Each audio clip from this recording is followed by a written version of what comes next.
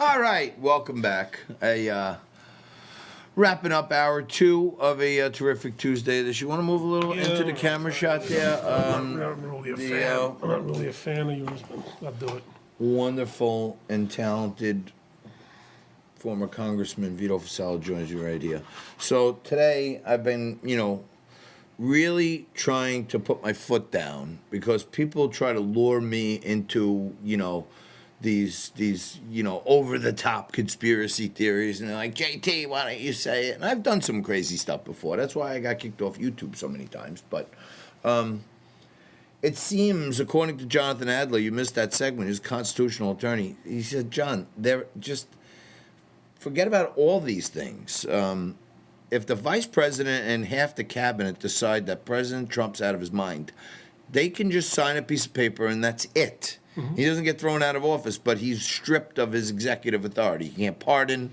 He can't do anything. So I'd imagine he's going to start doing some stuff quick right here. But he also said, this whole Insurrection Act that everybody's flying around with all these rumor-mongering things is just not true. Like, there's not really many remedies that, he'd have to suspend habeas corpus, and then that would take an act of Congress, and Nancy Pelosi controls Congress. So even if he overruled that and went to martial law, then until there was a remedy, he says, Nancy Pelosi would actually become president. Yeah, I don't chase the conspiracy theories down rabbit holes unnecessarily. I think it's in everybody's interest just to let this play out. I know that people feel very strongly about what's happened in the last week, and they should. But at this point, I think the best thing for the country is for people to come together, let this term end, ban the impeachment proceedings, because nothing's going to happen. There's going to be no trial prior to January 20th. So I don't know what it's going to accomplish other than just to keep kicking. With respect to the 25th Amendment, you and I talked about this the other day as well, is really the motivation for the 25th Amendment was when a president was infirmed, was sick, had heart issues, as was the case with Eisenhower alerting the country that Richard Nixon may have to fill in for him.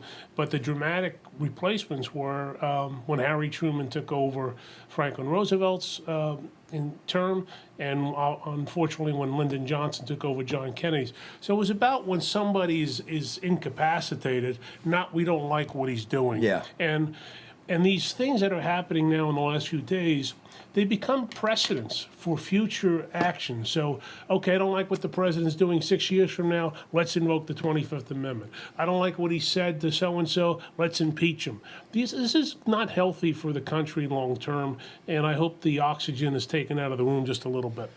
Yeah, me too. And, I'm not trying to go down rabbit holes either. I mean, that's why I have a constitutional attorney on, because I want people to hear it from a real guy that this stuff just can't happen. And it's like, be careful what you wish for, because then Nancy Pelosi becomes president. She gets to appoint the vice president. I mean, it could be worse than Joe Biden, in my opinion. You never know. But I started saying this before, but this is like, at a time when the Democrats have control of the House, they'll have control of the Senate.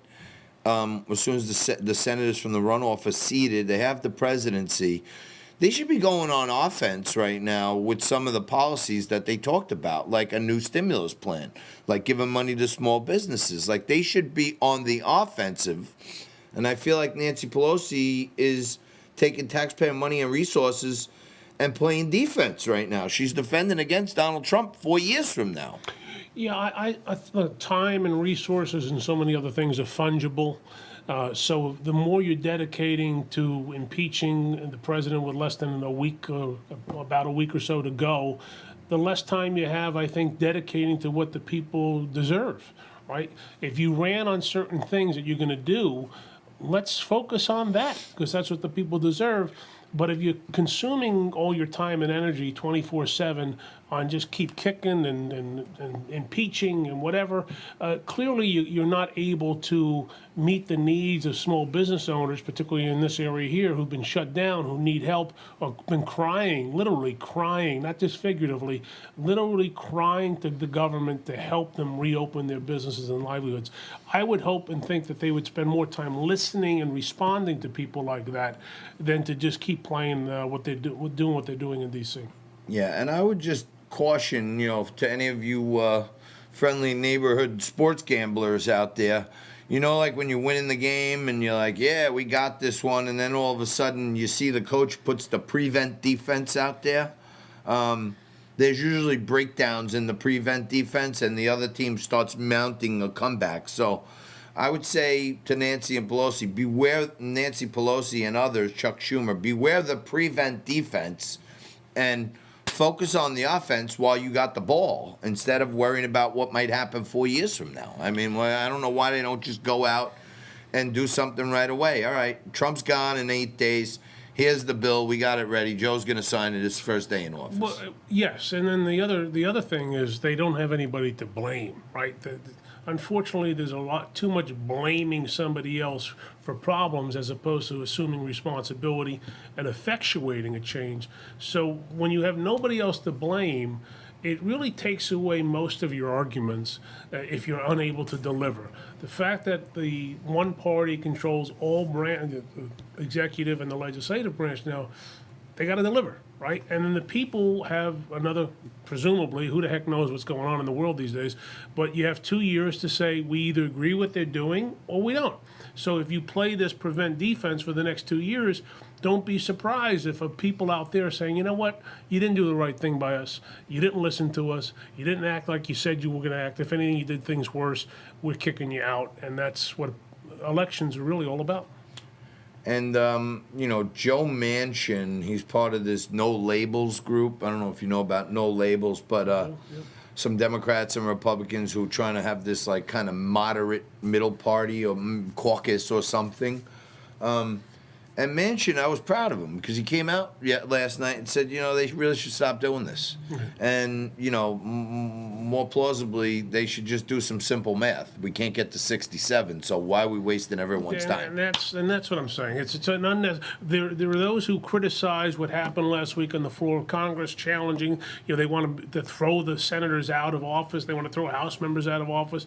But in reality, they're doing the same thing. They're wasting, they know where this is going to end up. And it's amazing that they just don't sort of acknowledge it and say, we're doing it anyway. No, they really think there's a game plan here, and I don't think there is. Yeah. All right, well, we got to leave it there. Thank you for coming down and joining me for a little bit, my Always friend. good to be with you. All of you, thank you for being with us through this 2 hours on a terrific Tuesday. Tomorrow, it's Women Wednesday. Zen Sam's is going to be here, Karen Turk, a host of others. And we'll be here, same bat time, same bat channel, more Liquid Lunch.